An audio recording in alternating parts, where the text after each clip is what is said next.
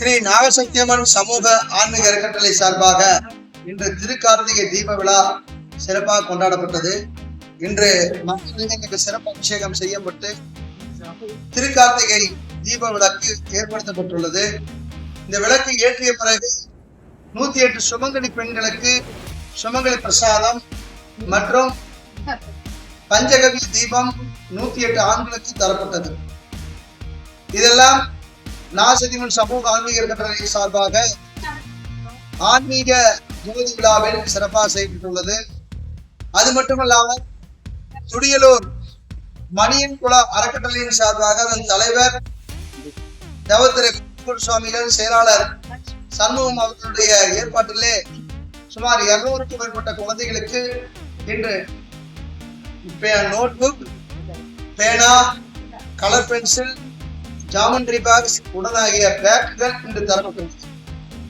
நாகசக்தியம்மன் சமூக ஆன்மீக அறக்கட்டளை இன்று ஆன்மீக ஜோதி, அருள் ஜோதி, அதனுடன் ஞான ஜோதி, இந்த 3 ஜோதிகளையும் இன்று சிறப்பாக பூஜை செய்யப்பட்டது. இன்ற மனித வாழ்விலே ஆணவம், கண்மம், மாயை என்ற 3ஐயும் மனிதன் விட்டொழிய வேண்டும். விட்டொழிந்து அவன் மனிதனே அன்பு, கருணை, இரக்கம் என்ற அருட்பெரும் ஜோதி உருவாக வேண்டும் என்ற தத்துவத்தை தான் இந்த ஜோதி விழா நினைவூட்டுகிறது. பொதுவாக இறைவனுக்கு இந்த அருட்பெரும் ஜோதி விழா என்பது மிகவும் பிரம்மாண்ட விழாவாக ஒவ்வொரு ஆலையும் கொண்டாடப்படுகிறது.